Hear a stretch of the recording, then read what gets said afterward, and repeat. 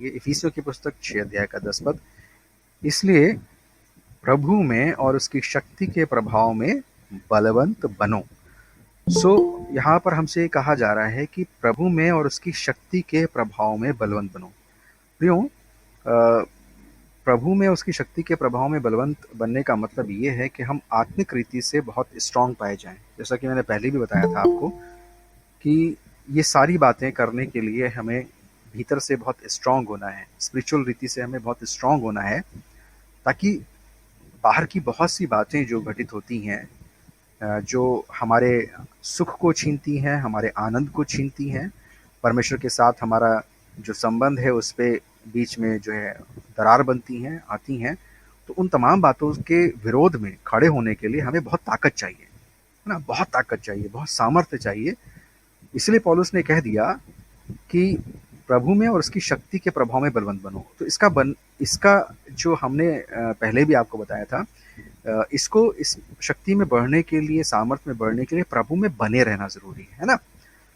लोगों ने क्या कहा है, लोग क्या कर रहे हैं, लोगों का जीवन कैसा है, लोग हमारे विषय में क्या सोच रहे हैं, इन सब बातों में अगर हम मन लगाएंगे तो हम शक्तिहीन होंगे, है ना? हम बलवंत नहीं बन पाएंगे।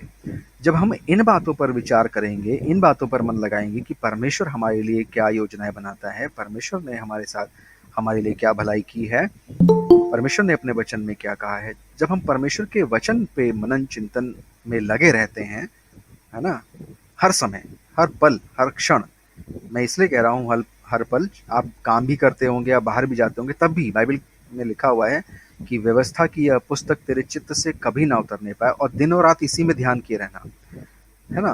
तो अगर हम इससे अलग होते हैं, यानी कि हम संसार के व्यवहारों में अपना मन लगाते हैं, संसार की बातों में मन लगाते हैं, तो हम शक्तिहीन हो जाएंगे और बलवंत नहीं बन पाएंगे। फिर हम हमारी ज़िंदगी में बहुत ऐसी ही होगा, है ना? कभी कभी हम बहुत खुश होंगे, कभी कभी हम बहुत टूटा सा महसूस करेंगे, बहुत कभी कभी डिप्रेशन महसूस करेंगे, कभी कभी हम बहुत क्रोध महसूस करेंगे, कभी कभी हम बहुत अच्छा फील करेंगे, कभी कभी हम बुरा।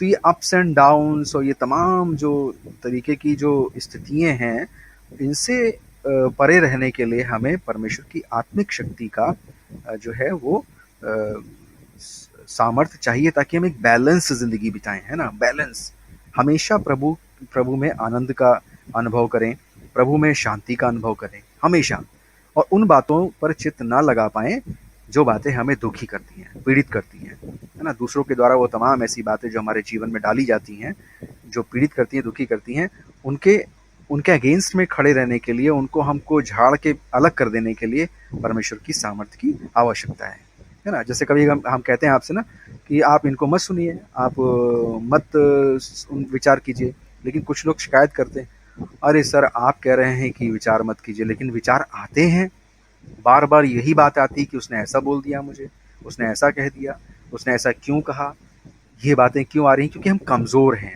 है ना? वो बातें क्यों हमको पीड़ित कर रही हैं, क्यों हमको कुढ़ने के लिए मजबूर कर रही हैं? क्योंकि कहीं ना कहीं हमारा जो जो संबंध है परमेश्वर से टूटा हुआ है। तो जो आनंद की भरपूरी, जो शांति और सुख की भरपूरी परमेश्वर से हमारे जीवन में होनी चाहिए, वो हमें नहीं मिल पा रही है। ठीक है प्रियो? तो ध्यान रखिए, अगर ये बातें आप नहीं मानोगे, अब इन बातों को अगर आप हल्के में लोगे या इन बातों पर ध्यान नहीं दोगे, तो फिर भुक्तभोगी तो आप होंगे ही, है ना? फिर आप लाख शिकायत करते रहें कि प्रभु ने ऐसा नहीं किया, प्रभु ने वैसा नहीं किया। तो अगर हम प्रभु की बात नहीं मानेंगे और प्रभु की बात ना मान करके फिर अपने मन पे चलेंगे, अपने विचारों पे चलेंगे, दुनिया के बातों पे चलेंगे और ठोकर खाएंगे, गिरेंगे, और जब पीड़ित होंगे, दुखी होंगे, तब हम प्रभु पर दोष नहीं लगा सकते, है ना? तब हम दोष नहीं लगा सकते।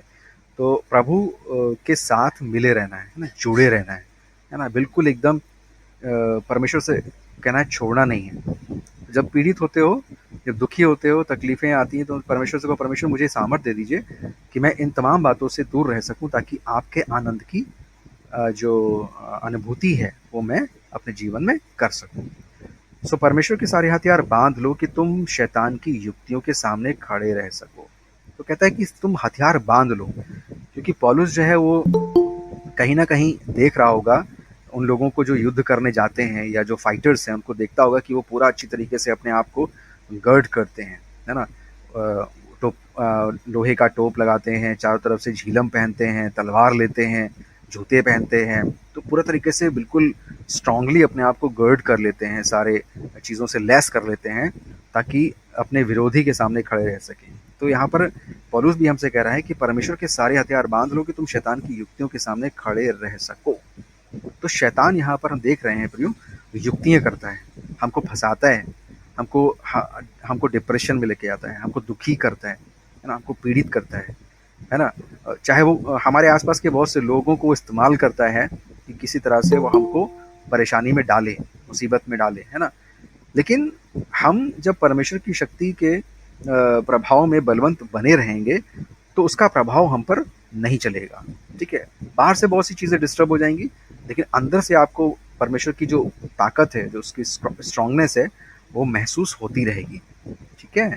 क्योंकि हमारा यह मल्लयुद्ध लहू और मांस से नहीं, परंतु प्रधानों से, अधिकारियों से, इस संसार के अंधकार के हाकिमों से और उस दुष्टता की आत्मिक सेनाओं से है जो आकाश में है। कैन यू इमेजिन, हम इतना बड़ा युद्ध लड़ रहे हैं, है ना, हम इतना बड़ा युद्ध क्षेत्र में हैं, हमारे विरोध में न जाने क्या क्या है ना। वो शैतानी शक्तियाँ जो हैं हमारे विरोध में खड़ी हुई हैं। क्यों खड़ी हुई हैं? ताकि किसी न किसी तरह से हमको दोषी ठहरा दें, किसी न किसी तरह से परमेश्वर से हमारे संबंध को तोड़ दें, है ना, किसी न किसी तरह से जो है वो हमको भी नर्क में जो है वो ले जाएं। तो यहाँ पर कहता है कि तुम्हारा जो युद्ध है वो किसी इंसान से नहीं है ना। किसी इंसान को अपना विरोधी बिल्कुल मत समझो प्रियो। जो प्रभु के लोग होते हैं वो किसी इंसान को अपना दुश्मन व्यक्तिगत नहीं मानते, ठीक है। हाँ, ये बात अलग है कि लोगों को शैतान जो है इस्तेमाल कर सकता है हमको हमको परेशान करने के लिए। और जब हमको परेशानियां आती हैं लोगों के द्वारा, तो प्रियो हम इसमें हमारी परख भी होती है कि हमारा वाकई में हमारा संबंध परमेश्वर से मजबूत है कि नहीं है, हम भीतर से शक्तिशाली हैं कि नहीं हैं। मैंने आप लोगों को पहले भी बताया था कि जब आप किसी की चीज़ की मजबूती चेक करने की कोशिश कर, जब आप जाते हैं किसी शॉप पर कुछ खरीदने के लिए, तो अगर वो चीज़ बहुत मजबूत है तो शॉपकीपर क्या करता है, उस चीज़ को कहीं मोड़ेगा, कहीं तोड़ेगा, कहीं इधर दिखा पटक देगा, कहीं उधर पटक देगा, क्या देखिए कितनी स्ट्रांग है, आप कुछ कर लीजिए। तो इसी तरह से शैतान जब अपनी युक्तियां फेंकता है, जब अपनी चाल खेलता है, तो ये हम विश्वासियों के लिए एक बहुत अच्छा अद्भुत समय होता है, एक अच्छा मौका होता है कि यहाँ पर हमारी हमारी परख होती है ना, कि हम वाकई परमेश्वर से स्ट्रांगली कनेक्टेड हैं कि नहीं हैं। कि ये हल्की बात नहीं है प्रियो ना। कई बार हमसे बहुत से लोग शिकायत करते हैं कि सर ऐसा हो गया, वैसा हो गया, हम ये कलह में है, ये परेशानी हो रही है। तो प्रियो इन तमाम चीज़ों से जो है वो इस बुद्धिमानी से, ऐसी तमाम परिस्थितियों में बुद्धिमानी से खड़े रहने में, है ना, कैसे, किन बातों के लिए हमें कैसे डिसीजंस लेने हैं, कैसे रिएक्ट करना है या रिएक्ट नहीं करना है, वो कौन बताएगा, है ना। क्योंकि अभी हो क्या रहा है, अब जब हम प्रभाव में किसके हैं, ज़्यादातर क्या होता है जब हम संसार के प्रभाव में होते हैं, है ना। जैसे संसार में बहुत से लोग, आप देखते होंगे कि बहुत से लोग आजकल ज़्यादातर टीवी, है ना, टीवी है या मोबाइल्स हैं, मोबाइल के जो भी वहाँ पर जो भी नाटक आता है, जो भी चीज़ें आती हैं, उनके प्रभाव में है। अब वो जो प्रभाव है वो सबकॉन्शियस माइंड में होता है, वो रहता है, वो धीरे धीरे वो फीड होता है, क्योंकि आप बड़े चाव से देखते हैं। आप जब लोगों को देखिए, जब वो लोग कभी किसी चीज़ को देख रहे होते हैं, किसी भी सीरियल को या पिक्चर को या कुछ, तो पूरा इनग्रॉस होते हैं उसके अंदर, है ना, पूरा एकदम तन मन से उसके अंदर बिल्कुल लगे हुए होते हैं ना, उनके इमोशंस को फील करते हैं। कभी कभी लोग रोते हैं, है ना। कभी कभी आप देखिए कि अगर वो बहुत वैसी पिक्चर देख ली है मार धाड़ वाली, तो उसमें बिल्कुल वो लोग जो है बिल्कुल वैसे ही फील करते हैं, वो फीलिंग्स उनके अंदर रहती है। तो ये शारीरिक लोगों का व्यवहार है। और फिर जब वो सीन क्रिएट होता है, मैंने आपको पहले ही बताया था कि जब वो पिक्चर जैसा सीन क्रिएट होता है, तो वो अपने आप को हीरो समझते हैं या हीरोइनें समझती हैं वो, और फिर वैसे ही रिएक्ट करते हैं, है ना। अच्छा, यहाँ पर क्या हो रहा है, ज़्यादातर देखिए जब आप जैसे मैं कभी कभी गली से निकलता हूँ, तो मुझे आसपास टीवी की जब आवाज़ आ रही थी, तो कहीं बड़ी चीख पुकार की आवाज़ आ रही होती है। ज़्यादातर लेडीज़ जो है उसमें रो रही होती हैं, बाहर दहाड़े मार रही होती हैं, है ना। उनके साथ ये हो गया है, उनके साथ वो हो गया है, मेरे साथ ऐसा किया गया। मैं एक जगह खड़ा हुआ था, अपने बच्चे को लेके जा रहा था, तो अंदर से बहुत आवाज़ें आ रही थी। अब लोग बताइए, ऐसे चीख पुकार की, है ना, ऐसे बेतहाशा भयंकर तरीके से रोने की, नाटक की, तमाशों की दुनिया में फंसे हुए हैं।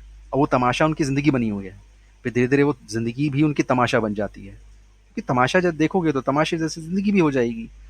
तो इन तमाशों से अगर बचे नहीं, अब मैं कई बार आप लोग को इस सब चीज़ों के विषय में बताता रहता हूँ, आगाह करता रहता हूँ, सचेत करता रहता हूँ कि इनसे बचने के लिए आपको सच परमेश्वर के साथ संबंध की ज़रूरत होती है।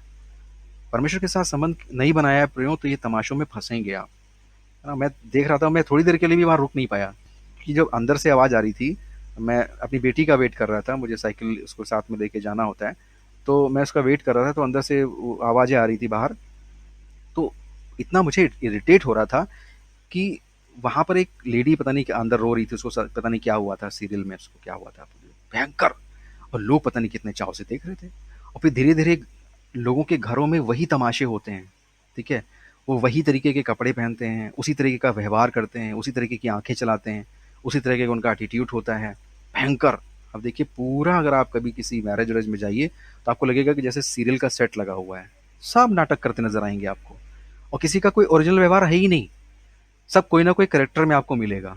कोई किसी का कैरेक्टर निभा रहा होगा, कोई किसी का कैरेक्टर निभा रहा होगा, सब कैरेक्टर निभा रहे होते हैं। बुरी हालत है। सदोम और गमोरा जैसी स्थिति हो रही है प्रियो आप। सदोम और अमोरा जैसी स्थिति है संसार की, और कोई सुनना नहीं चाहता, कोई बदलना नहीं चाहता, कोई पश्चाताप करना नहीं चाहता, कोई मन फिराना नहीं चाहता, कोई सच्ची ज़िंदगी पाना नहीं चाहता। सबको नाटक चाहिए, सबको नाटक चाहिए। तो हम लोग यहाँ पर देख रहे हैं प्रियो, ये बातें एक्चुअली आपको आपको अगर किसी को कोई अगर इसमें क्वेश्चन आता है, ठीक है, जो बातें हम बता रहे हैं आपको, अगर किसी को कोई क्वेश्चन है, किसी को लगता है नहीं ये बातें ठीक नहीं है, या इससे क्या मतलब है, हम लोग बस 1 घंटा प्रभु में आते हैं, बस बहुत है। हम लोग ये बस 1 घंटा बैठते हैं, बस यही काफ़ी है। उसके बाद फिर हमारी अपनी ज़िंदगी है ना? भई अब हमें संसार को भी तो जीना है, संसार के हिसाब से तो भी जीना है। तो फिर प्रश्न उठता है, फिर हम कौन-सी ज़िंदगी को सच मानते हैं? ये वाला जो आप 1 घंटा बैठ कर के यहाँ पर बैठते हैं, या फिर वो वाला जो हम जीते हैं? सही कौन-सा है? ये जीवन जीने का तरीका कौन-सा सही है? और फिर जब चीज़ें विपरीत मतलब होती हैं, जब उसका कॉन्सिक्वेंसेस होता है, जब हम बोते हैं तो पता नहीं लगता प्रियो। मैंने एक बार जब मैं विचार कर रहा था, तो मैं सोच रहा था कि जब हम बोते हैं, तो बोते समय हम ध्यान नहीं देते कि हम बो क्या रहे हैं। लेकिन जब वो ब्याज के साथ फलवंत होता है, जब वो पेड़ बनता है, वो फल निकलते हैं, तब हम रोते हैं। फिर हम दुआ करते हैं। हम बबूल बो के, और हम खूब घुटनों पे आके दुआ करते हैं बबूल बोने के बाद, कि प्रभु आम चाहिए, प्रभु प्रभु अमरूद चाहिए, इस पेड़ से अमरूद निकलना चाहिए। आज बो क्या रहे हो? बबूल बो के तुम घुटने पे आके प्रार्थना, उपवास करके प्रार्थना कर रहे हो, बबूल बो के, तो बबूल तो निकलेगा ना। कोई भी हो, मैं हूं, आप हैं। बोते समय हम ध्यान नहीं देते कि हम बो क्या रहे हैं, बबूल बो रहे हैं या आम बो रहे हैं, है ना? सो है ना, बाइबल कहती है जैसा हम बोएंगे वैसा काटेंगे, है ना? तो ये है हमारा। तो हमें परमेश्वर से प्रार्थना करनी है। प्रार्थना ही बहुत बड़ा हथियार है प्रियो। प्रार्थना ये मत करिए जो हमने सीखी, लोगों से सीखी है। लोग किस स्टाइल में प्रार्थना करते हैं वो मत करिए, प्लीज़, मेरा रिक्वेस्ट है। लोगों के प्रार्थना का स्टाइल अडॉप्ट मत कीजिए। कोई स्टाइल नहीं लेना है आपको। आपको ओरिजिनली अपने पिता से सीखना है, अपने पवित्र आत्मा से सीखना। बाइबल कहती है कि हमें नहीं मालूम प्रार्थना किस रीति से करनी चाहिए, पवित्र आत्मा स्वयं आए भर-भर के हमारे लिए प्रार्थना करता है। तो हमें प्रार्थना कैसे करनी चाहिए, परमेश्वर का आत्मा सिखाता है। वो कैसे भी शब्द हो सकते हैं। प्रार्थना अच्छी और बुरी प्रार्थना नहीं होती, प्रार्थना प्रार्थना होती है। मैं फिर से कह रहा हूं, प्रार्थना अच्छी और बुरी नहीं होती, प्रार्थना सिर्फ प्रार्थना होती है, ठीक है? तो यहाँ पर जो आता है कि हमारा यह मल्लयुद्ध लहू और मांस से नहीं, परंतु प्रधानों से और अधिकारियों से और इस संसार के अंधकार के हाकिमों से और इस दुष्टता की आत्मिक सेनाओं से जो आकाश में है ना? तो यीशु मसीह को भी देखो, एक युद्ध लड़ा यीशु मसीह ने, है ना? एक बड़ा युद्ध लड़ा यीशु मसीह ने, एक बड़ा युद्ध लड़ा, और वहां पर उन्होंने अपने अपने प्राण दिए, है ना? यीशु मसीह ने युद्ध जो लड़ा, तो ये एक ऐसा राजा है जिसने युद्ध अपने प्राण देकर जीता। संसार में जो युद्ध होता है तो उसकी जीत होती है जब राजा जीत जाता है, तलवार चलाता है और दूसरे राजा को मार डालता है।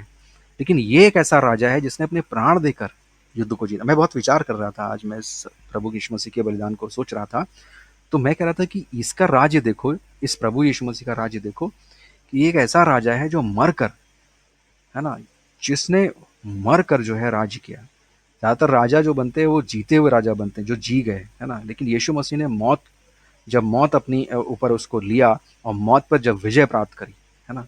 तो यीशु मसीह ने क्या किया? अपने आप को दे दिया, है ना? He has given his life, he surrender himself, है ना? पूरी तरह से उसने अपने आप को दे दिया, फिर कुछ नहीं सोचा, है ना? यीशु मसीह ने जब दिया अपने आप को तो कुछ नहीं सोचा। लिखा, परमेश्वर ने जगत से ऐसा प्रेम किया कि उसने अपना इकलौता पुत्र दे दिया। He gave his life for us, है ना? उसने पूरा अपने आप को दे दिया, ठीक है? तो उसका युद्ध जीतने का तरीका था कि उसने जो है अपने शरीर को जो है प्रस्तुत कर दिया, है ना, शैतान के सामने, दिस इज माई फ्लैश। और शैतान ने पूरी तरह से जितना नोचना था यीशु मसीह को, जितना बुरी तरह से घायल करना था, जितना बुरी तरह से उसको तड़पाना था, उसने किया वो कार्य। लेकिन वो उनकी आत्मा को नहीं छू पाया, ठीक है? उनको नहीं छू पाया, कुछ भी कर ले गया, है ना? वो वध होने के समान भीड़ जैसे खड़ी होती है चुपचाप ऊन कतरने वाले के समान, वैसे ही वो चुपचाप खड़ा रहा, सहता रहा, सब कुछ सहता रहा। क्यों? क्योंकि वो अंदर से, वो आत्मिक रीति से सारी बातों को डिसर्न करता था, समझता था। उसके पास कुड़कुड़ाने का कोई मतलब नहीं था, कुड़कुड़ करने का कोई मतलब नहीं था। क्यों? क्योंकि वो अंदर से उस सारी चीज़ों को बहुत अच्छी तरीके से डिसर्न कर पा रहा था, समझ पा रहा था कि ये क्या हो रहा है और क्या ऐसे ही क्या हो रहा है, और उसका इसका परिणाम जो है वो क्या होने वाला है। इसलिए उसने जाकर के क्रूस पर जो है अपने आप को दिया, और जानता था कि मैं अपना प्राण वापस लूंगा, मुझे पावर है, मुझे पावर है, ठीक है?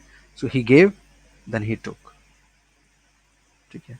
इसलिए परमेश्वर के सारे हथियार बांध लो। तेरा पद कहता है, परमेश्वर के सारे हथियार बांध लो कि तुम बुरे दिन में सामना कर सको और सब कुछ पूरा करके स्थिर रह सको। देखो, बाइबल ये कहती है, बाइबल हमेशा अच्छी अच्छी बातें नहीं करती, बाइबल कहती है बुरे दिन, है ना? तो जब तुम हथियार बांध लोगे, जब तुम हथियारों से लैस हो जाओगे, यानी कि परमेश्वर के प्रभाव, उसकी शक्ति में बलवंत बनोगे, उसके सच्चे वचन में स्ट्रांगली आगे बढ़ते जाओगे, तो क्या होगा कि जब बुरे दिन आएंगे, दिन बुरे आएंगे, ऐसा नहीं कि बुरे दिन नहीं आएंगे, कहता है बुरे दिन आएंगे तो तुम सामना कर नहीं पाओगे और सब कुछ पूरा करके स्थिर रह सकोगे।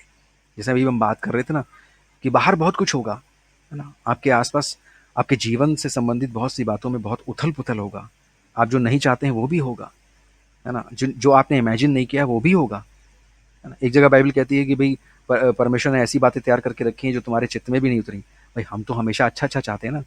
हम में से कौन जन यहाँ पर ऐसा होगा जो कहेगा हमको दुख चाहिए, हमको पीड़ा चाहिए, हमको बीमारी चाहिए, हमको क्लेश चाहिए? लेकिन मैंने देखा है बहुत से विश्वासियों के जीवन में दुख, पीड़ा, संकट, क्लेश, मौत, बीमारी आता है। लेकिन फर्क इतना होता है एक एक एक बिना परमेश्वर के व्यक्ति के और एक परमेश्वर में व्यक्ति के, कि वो जो है भीतर से एक बड़ी सामर्थ को महसूस करता है, भीतर से एक ताकत को महसूस करता है और जानता है कि ये ज़्यादा समय का नहीं है, क्योंकि पृथ्वी के नीचे हर एक बात का एक समय है। मेरे मुंह में एक छाला हो गया था, तो मुझे करीब वो उसके लिए मुझे 15 दिन स्ट्रगल करना पड़ा। मुझे परमेश्वर ने उससे सिखाया कि पृथ्वी के नीचे हर एक बात का एक समय है, पीड़ा का एक समय है प्रियो, दुख का एक समय है, संकट का एक समय है, बीमारी का एक समय है। वो जाता रहेगा, ज़्यादा दिन तक रुकेगा नहीं। तो इसलिए जब बुरे दिन आएंगे, उनका सामना करने के लिए, संकटों का सामना करने के लिए, विपत्तियों का सामना करने के लिए, परेशानियों का सामना करने के लिए परमेश्वर चाहिए प्रियो। बिना परमेश्वर के कोई ज़िंदगी नहीं है, कोई मतलब भी नहीं है ज़िंदगी का, कोई मतलब नहीं है ज़िंदगी का। इसलिए सत्य से अपनी कमर कसकर और धार्मिकता की झिलम पहनकर, सत्य से कमर कसनी है। सत्य से कमर कसने का मतलब क्या है? जब कोई कमर कसता है तो क्या क्या सोच के कमर कसता है? जरा सोचा है आपने कभी? कमर कमर कैसे कसते हैं, किस किस हिसाब से कमर कसते हैं? सत्य से अपनी कमर कसकर और धार्मिकता की झिलम पहनकर। जब कोई कमर कसता है ना, तो हम लोग पहले सुनते थे लोगों की कहावतें कि उसने कमर कस ली है। कमर कसने के मतलब ही हैज टेकन सम डिसीजन। जब कोई कमर कसता है किसी बात के लिए, यानी कि उसने कोई डिसाइड कर लिया है, उसने कुछ निर्णय कर लिया है कि आई विल डू इट, भले ही कुछ भी हो जाए। तो जो सत्य से कमर कसने का मतलब है ये कि मैंने निर्णय ले लिया है कि I will walk in truth, ठीक है? मैंने निर्णय ले लिया है कि परमेश्वर, मुझे आप में ही चलना है, आप में ही सीखना है, आपसे ही समझना है। मैंने अपनी कमर कस ली है और धार्मिकता की झिलम पहनकर, ठीक है। झिलम क्या होता है, कोई बताएगा? धार्मिकता की झिलम क्या होता है? कमर तो कस लिया आपने।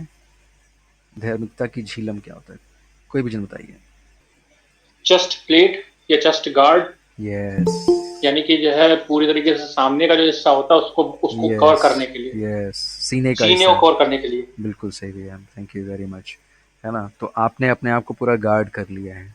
ठीक है, अपने अपने हृदय को, है ना, आपने गार्ड कर लिया है। स्पेशली चेस्ट में सामने का पूरा हिस्से को गार्ड करते हैं, ताकि अगर कोई भी प्रहार आता है, कोई भी तलवार या कोई भाला किसी चीज़ का आता है, तो वो जो धार्मिकता की वो जो झिलम है वो उसको नियंत्रित कर लेती है, उसको उसको चोट पहुंचाने से काफ़ी हद तक जो है वो उसको बचा लेती है। तो यहाँ कहता है गर्ड, कहता है कि stand there for having your loins girt about with truth and having on the breastplate of righteousness। धार्मिकता की झिलम पहन लो, है ना?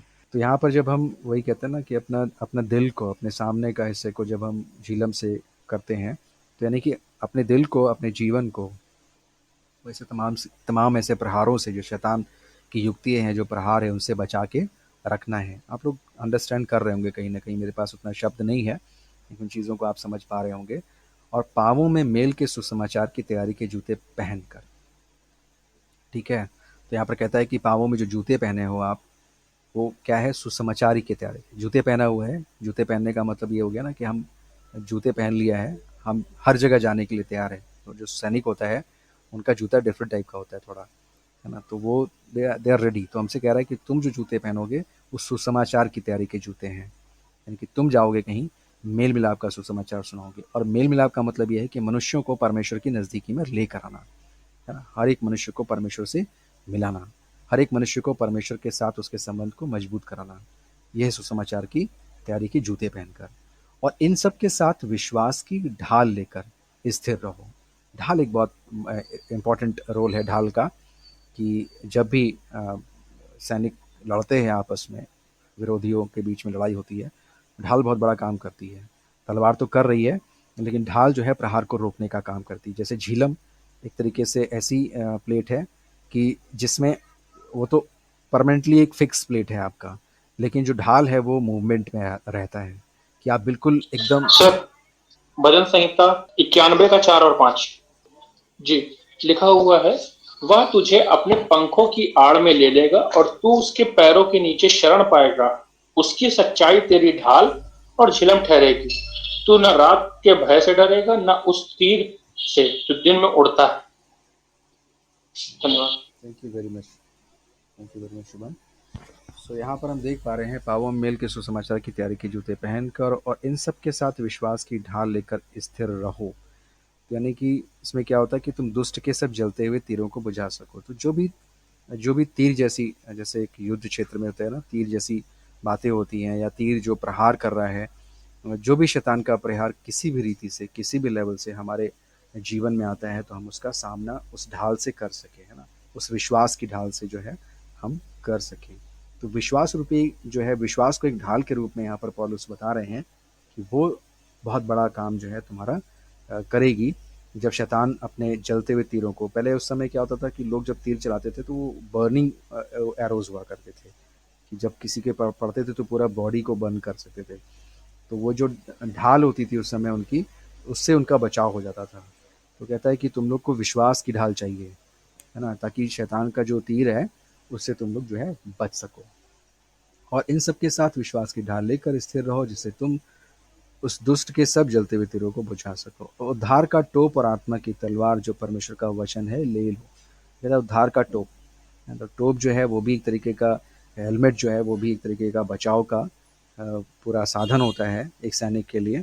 और आत्मा की तलवार, है ना, जो परमेश्वर का वचन है ले लो। तलवार चलाओगे, तलवार चलती है तो दुश्मनों पे चलती है, दुश्मनों को काटने के लिए होती है। तो ये जो हमारे पास वचन की तलवार है जो हम सीख रहे हैं, इससे शैतान के जो प्रहार हैं, या शैतान को हम इससे इस वचन से नेस्त नाबूद कर देंगे, है ना? परमेश्वर का वचन कहता है कि यीशु मसीह वचन की फूंक से जो है इसको नष्ट करेगा, है ना? सो वचन जो है वो शैतान की बातों को नष्ट करता है, शैतानियत को नष्ट करता है ना?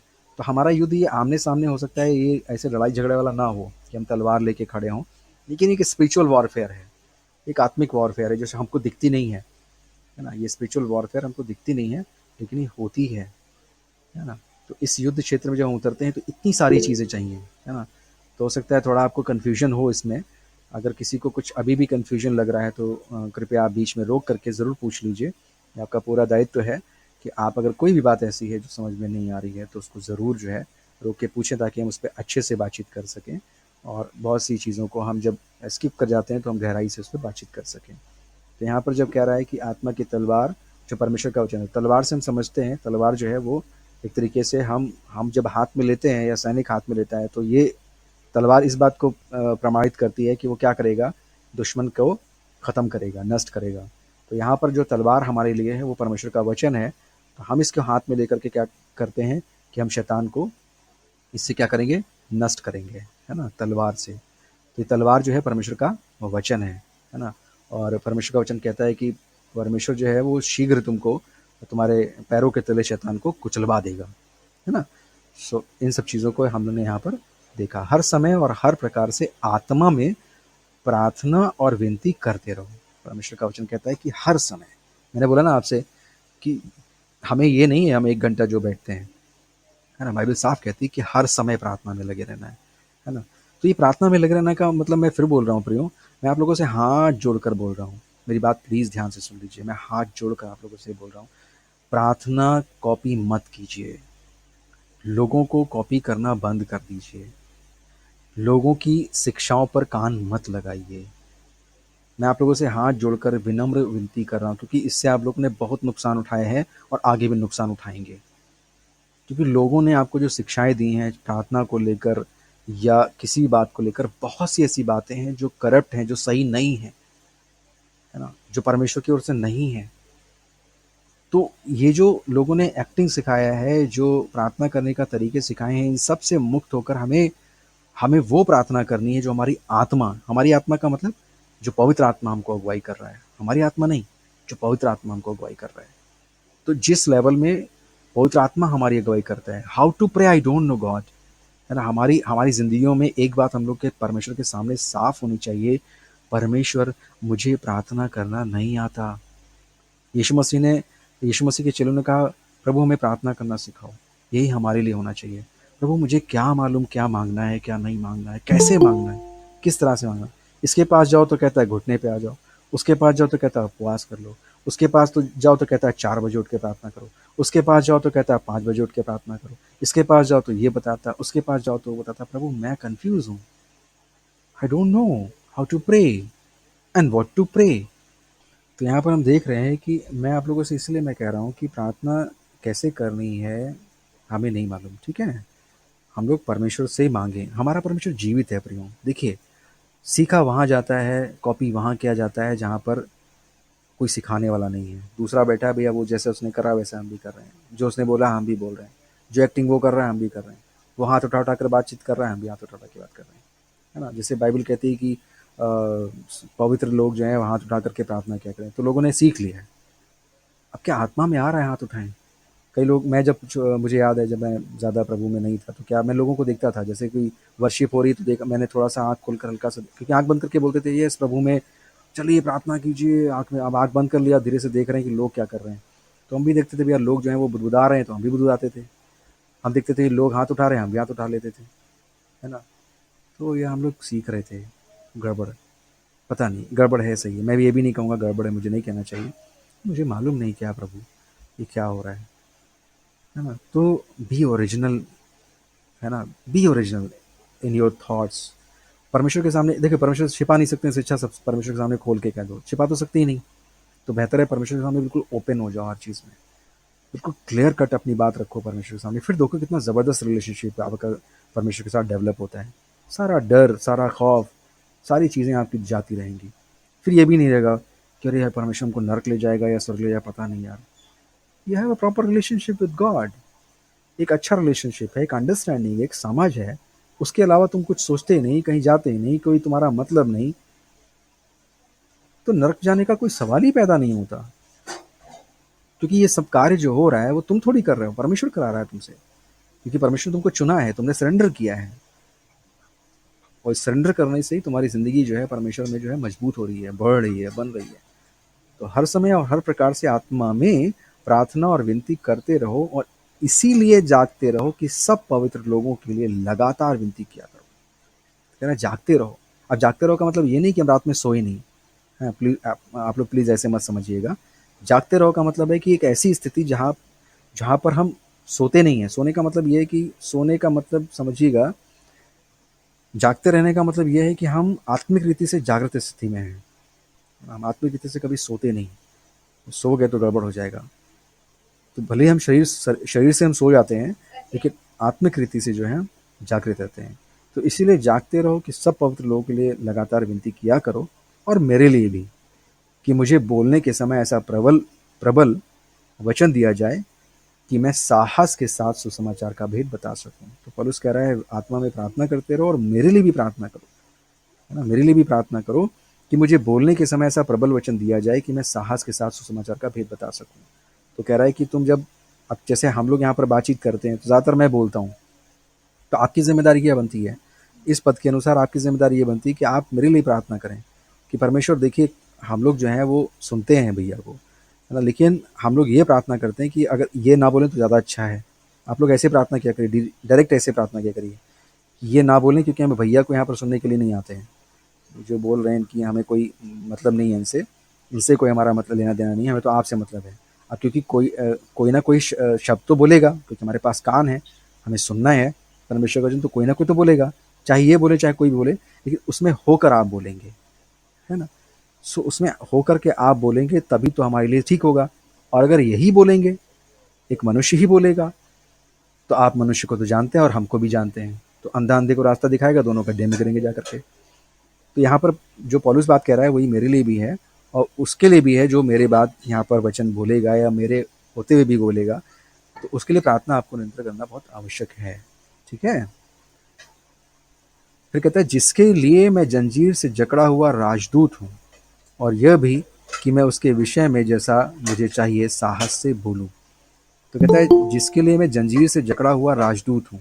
जरा 20 पद के विषय में बताइए कि जंजीर से जकड़ा हुआ राजदूत का मतलब क्या होता है, कुछ ने बताएगा? एम्बेसडर भी है, इन bounds that therein I may speak boldly as I caught to speak। तो कहता है मैं एक एम्बेसडर हूँ, लेकिन एक बाउंड एम्बेसडर हूँ।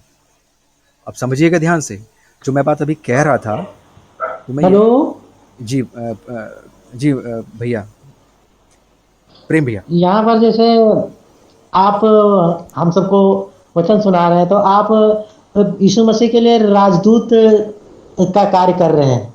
हमको ऐसे समझ में आ रहा है कि प्रभु के लिए आप बिल्कुल, प्रभु ने आपको राजदूत के जरिए, जैसे राजदूत होते हैं उनको नियुक्त करते हैं, ऐसे आपको नियुक्त किया है हम सबको वचन देने के लिए। Thank you sir. Thank you very much. तो धन्यवाद, प्रभु बहुत आशीष दे प्रेम भैया। तो इसका मतलब ये नहीं कि मैं कोई बहुत बड़ा बन गया ना, मैं बहुत अच्छा इंसान हूँ, है ना, ऐसा कुछ नहीं है। गॉड यूजेस, है ना, हमेशा ये बात गांठ बांध लीजिए बहुत अच्छे से। गॉड कैन यूज एनी बडी, है ना, any buddy God can use. उसका मतलब ये नहीं कि आप इंसान की वर्शिप करने लग जाएं या इस इंसान को बहुत पूजनीय मान लीजिए। जैसे जैसे पौलुस के विषय में लोग मालूम क्या सोचते थे, जब उसके वक्तव्य को पढ़ते थे, जब उसकी लेखनी को पढ़ते थे, जब उसके लेटर्स को पढ़ते थे, तो उसके विषय में मालूम कैसी इमेज बनाई थी, यार कोई ज़बरदस्त आदमी होगा। ये बाइबल की बात बता रहा हूँ मैं आपको। अगर किसी को मिले ये वचन निकालिएगा कि ये वक्तव्य में तो स्ट्रांग, लेकिन देखने में तो बड़ा अजीब लगता है ये। सो उसकी जो पर्सनैलिटी लोगों ने डेवलप की थी वो बड़ी ज़बरदस्त डेवलप की थी, लेकिन जब उसके सामने मिले तो कहने, अरे क्या ये वही व्यक्ति है जो ये बोलता था, ये जिसने लिखा है इतने बड़े भयंकर वचन, ये वो व्यक्ति है। आप लोगों ने पढ़ा है? कितने लोगों ने पढ़ा है बताइए, ये बात कितने लोगों ने पढ़ी है? दूसरा कुरिन्थियों 10:10 निकालिए भैया, दूसरा कुरिन्थियों 10:10 निकालिए। देखिए क्या लिखा है उसके विषय में। यहाँ पर लिखा है, दूसरा कुरिन्थियों 10:7 से पढ़ता हूँ, तुम उन्हीं बातों को देखो जो आंखों के सामने हैं। यदि किसी को अपने पर यह भरोसा हो कि मैं मसीह का हूँ, तो वह यह भी जान ले कि जैसा वह मसीह का है वैसे ही हम भी हैं। क्योंकि यदि मैं उस अधिकार के विषय में और भी घमंड दिखाऊं जो प्रभु ने तुम्हारे बिगाड़ने के लिए नहीं पर बनाने के लिए हमें दिया है, तो लज्जित ना होऊंगा। यह मैं इसलिए कहता हूं कि पत्रियों के द्वारा तुम्हें डराने वाला ना ठहरूं, क्योंकि वे कहते हैं उसकी पत्रियां तो गंभीर और प्रभावशाली हैं, परंतु जब वह सामने होता है तो वह देह का निर्बल और वक्तव्य में हल्का जान पड़ता है। तो समझ रहे हैं आप? यानी कि हम लोग जो इमेज फॉर्म कर लेते हैं ये प्रॉब्लमेटिक है, क्योंकि हम लोग क्या करते हैं, हम लोग वचन को देखें, है ना, यीशु मसीह को भी क्या करते हैं, इमेज में बांधने की कोशिश करते हैं, परमेश्वर को क्या करते हैं, इमेज में बांधने की कोशिश करते हैं। ये प्रॉब्लमेटिक है। तो पौलुस इसीलिए कह रहे हैं कि वो कहते हैं तो इसकी पत्रियां तो गंभीर है। अभी हम लोग पढ़ा ना 10 में, तो मैं इसलिए कह रहा हूँ कि वो कहते हैं कि उसकी पत्रियां तो गंभीर और प्रभावशाली हैं, परंतु जब वह सामने होता है तो वह देह का निर्बल और वक्तव्य में हल्का जान पड़ता है। क्यों कह रहे हैं? क्योंकि कई बार क्या होता है कि जब हम किसी व्यक्ति के विषय में उसकी लेखनी को पढ़ते हैं तो हम उसका इमेजिन करने लग जाते हैं, उसके विषय का इमेजिन करने लगते हैं कि कैसा होगा यार, बहुत वैसा होगा, इसलिए बड़ा ज़्यादा आदर मान होता है, सब गड़बड़ होना शुरू होता है। एक्चुअली में जो परमेश्वर का वचन कह रहा है, जो परमेश्वर की बातें हैं, हमें उस पर चित्त लगाना है कि परमेश्वर क्या कह रहा है। हमारा जो संबंध है वो परमेश्वर के साथ क्या स्ट्रांग बन रहा है, क्या हमारा जो रिलेशनशिप है वो परमेश्वर से स्ट्रांग बन रहा है कि नहीं बन रहा है। लेकिन दूसरों के साथ ये होता है ऐसा, है ना। तो कहता है कि मैं जंजीर में जकड़ा हुआ राजदूत के समान हूँ। क्यों राजदूत के समान हूँ, क्यों जंजीर में जकड़ा हूँ, क्यों बाउंड हूँ? क्योंकि बोल जो रहा हूँ मैं, वो मैं अपनी बात नहीं बोल रहा हूँ। I am bound to speak the word of God, I am bound to speak the word of Christ.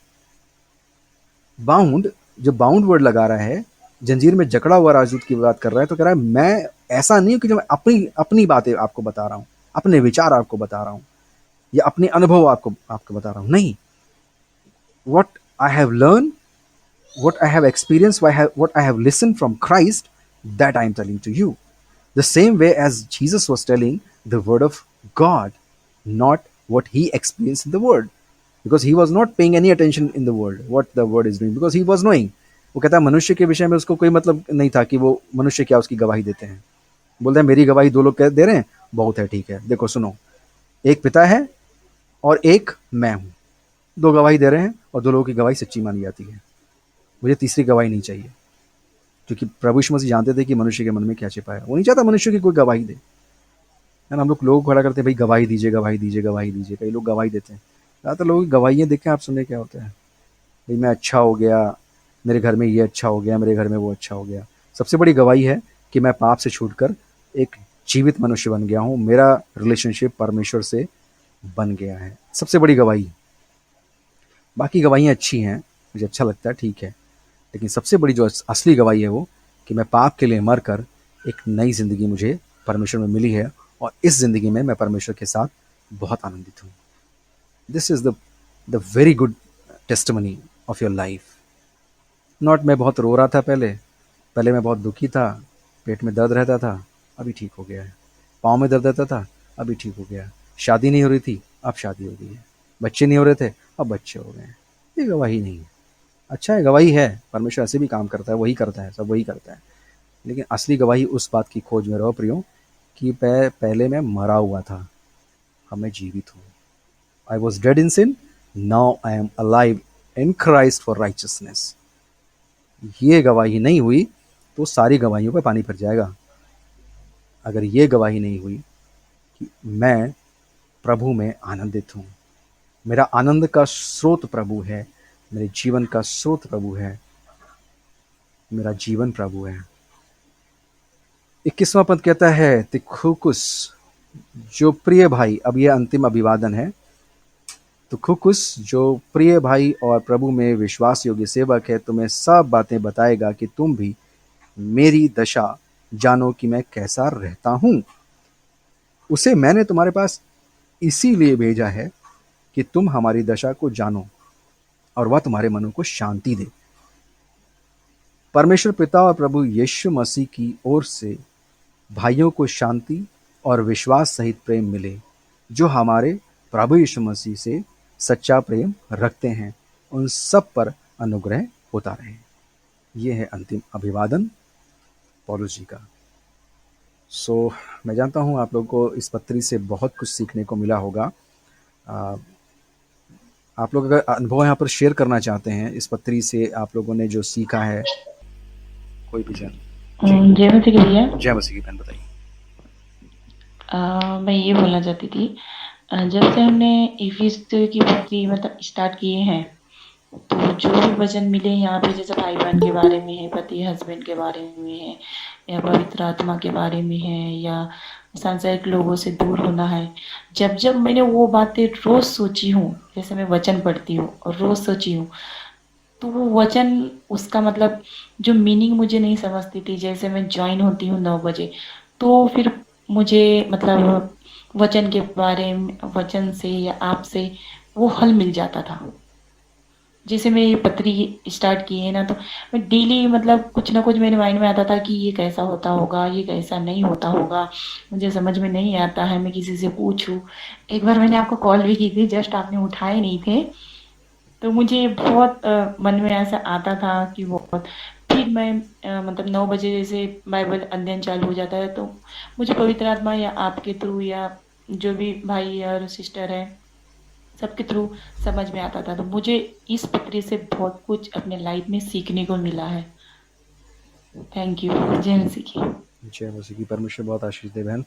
सो ये सच है, मैं बहुत बार लोगों से ये सुन चुका हूँ कि जब भी वचन होता है तो वचन जो है हमारे जीवन से संबंधित होता है।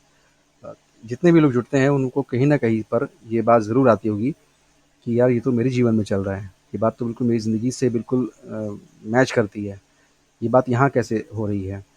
तो मैंने आपको पहले ही बोला है कि जब आप प्रार्थना करते हो कि परमेश्वर आप मुझसे बातचीत कीजिए, तो कई बार ये वचन जो है वो सीधा ऐसी बात करता है। सो एक्चुअली मेरे बारे में कुछ मत सोचिए आप कि मैं आई एम समथिंग, जैसा भी मैंने पौलुस के बारे में इसलिए पढ़ा दिया आप लोग को कि कोई मैं हूँ, कोई बहुत बड़ा ज्ञानी हूँ, या मैं बहुत बड़ा कोई बुद्धिमान हूँ, या मैं बहुत अच्छा व्यक्ति हूँ, बिल्कुल भी नहीं। मैं तो यही कहूँगा कि नॉर्मल से भी गया गुजरा एक व्यक्ति, जो कह सकते हैं कि अ, आप शायद किसी भी एक बहुत ही ख़राब व्यक्ति की अगर इमेज रखें, सो आई एम दैट, है ना, मुझे आप उसी में रखिएगा। आप लोगों से मैं रिक्वेस्ट कर रहा हूँ, क्योंकि बाद में आपको धोखे में रहना की ज़रूरत नहीं है। क्योंकि मैं फिर आप मुझसे कहें कि आपने मुझे पहले नहीं बताया, मैं पहले बताता हूँ कि अगर आपके दिमाग में कितनी भी घटिया और ख़राब इमेज आ सकती है, तो दैट इज़ आई एम। तो आप मेरे बारे में कुछ मत सोचिएगा, क्योंकि अगर मेरे बारे में सोच रहे हैं तो मेरा यहाँ पर ये जो वचन है वो सब जो बताना है बेकार है।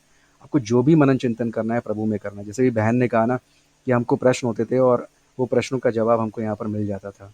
सो जैसे अभी शुभम ने बताया कि बहुत सी चीज़ें क्लियर हुई हैं।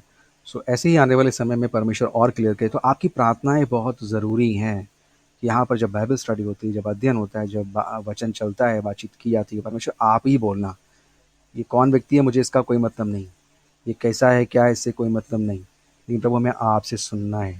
क्योंकि देखिए अगर आप बहुत धर्मी व्यक्ति को ढूंढेंगे जाकर के इस दुनिया में तो बेकार हो जाएगा, है ना। एक भी नहीं, बाइबल कहती है एक भी धर्मी नहीं, है ना। तो परमेश्वर ने मुझ जैसे व्यक्ति को चुना है, जो मतलब जिसको कोई, जिसके विषय में मैं क्या कहूँ। तो बस आप ये समझ लीजिए, कोई व्यक्ति के ऊपर विचार मत कीजिए। आपको परमेश्वर कैसे बात कर रहा है, आपको उन बातों से जो परमेश्वर के वचन की हैं उसमें आपके जीवन में क्या बदलाव आ रहा है वो महत्वपूर्ण है। आपके जीवन में पवित्रता आ रही है, महत्वपूर्ण है।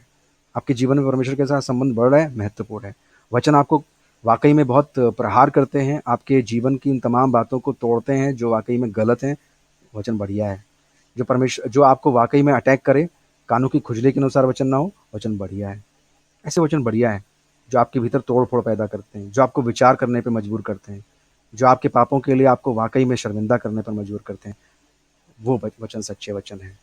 जो कानों की खुजली मिटाएं वो वचन सच्चे नहीं है। जो आपको अच्छा अच्छा बोलें, आशीष आशीष करते रहें, वो वचन अच्छे नहीं हैं। जो आपको संसारिकता में फंसा दें, वचन अच्छे नहीं हैं। जो आपको परमेश्वर के संबंध से दूर करके परमेश्वर का आपका संबंध उसी बस स्तर पर निर्भर रहे कि मुझे बढ़िया बढ़िया चीज़ें मिलेंगी, प्रभु के साथ संबंध रखने से सब कुछ बढ़िया बढ़िया रहेगा, वो भी वचन गड़बड़ है। सब चीज़ों के लिए तैयार रहना है, सब चीज़ों के लिए तैयार परमेश्वर का वचन करता है।